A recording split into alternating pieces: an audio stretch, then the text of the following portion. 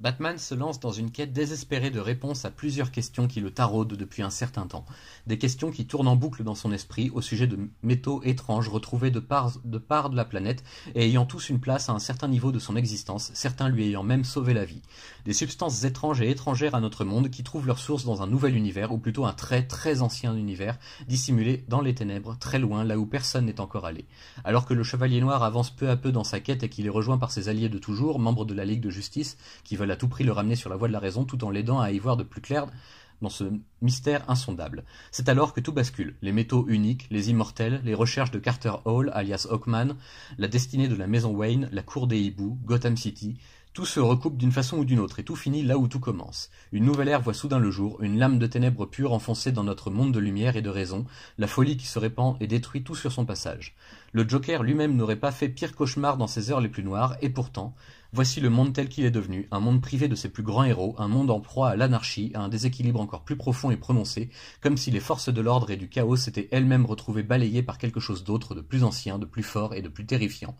Gotham sombre dans la folie lorsque le monde Challenger apparaît soudain en son centre et que certains des plus grands ennemis de Batman unissent leurs forces pour s'arroger les royaumes concentriques autour de ce nouvel enfer sur Terre, qui s'étend à plusieurs autres grandes villes par la suite.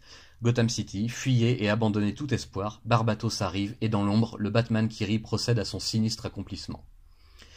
J'étais un peu sur mes réserves au départ en entendant parler de ce projet fou, une crise d'ici majeure orchestrée tout autour de l'univers Batman.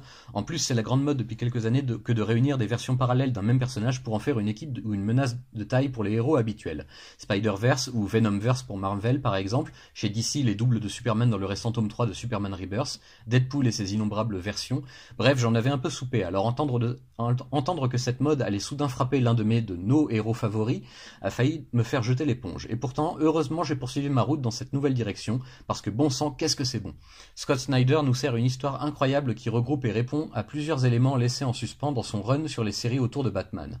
Urban Comics fournit encore une fois un travail éditorial remarquable pour permettre à tout lecteur de pouvoir lire cette grande histoire très travaillée et très très détaillée, sans pour autant risquer de se perdre en chemin et tout en préservant tout le fun et l'intérêt jusqu'à la dernière page. Pratiquement toutes les séries de l'éditeur y sont passées à un moment ou à un autre. Metal a touché à tout le monde et tout le monde est concerné. Il fallait suivre en VO presque toutes les séries pour avoir tous les chapitres de ce qui n'est encore qu'une introduction dans ce premier tome sur 3 prévus. L'édition française nous évite ce calvaire en réussissant tout de même au même endroit et dans l'ordre idéal de lecture s'il vous plaît, merci donc à l'équipe d'Urban à nouveau. Les plus grandes stars de DC aux commandes d'une histoire qui, je l'espère, fera date et changera beaucoup de choses, peut-être pas sur le long terme, mais dans l'immédiat pour nos héros, le cauchemar est bien réel et chacun peut le ressentir. Que sont devenus Batman, Superman et Wonder Woman? Qu'arrive-t-il à notre Terre? Quel est cet univers sombre et terrifiant qui s'infiltre dans le nôtre?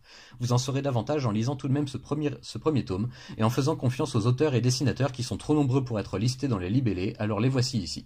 Scott Snyder, James Tynion Ford, Rob Williams, Josh Williamson, Tim Seeley, Ben Percy, Greg Capullo, Jim Lee, Andy Kubert, John Romita Jr., Mirka Andolfo, Paul Pelletier, Stepan Sejic, Juan Ferreira. Merci à eux et à bonne continuation surtout, vivement la fin d'année pour que tout le reste soit paru.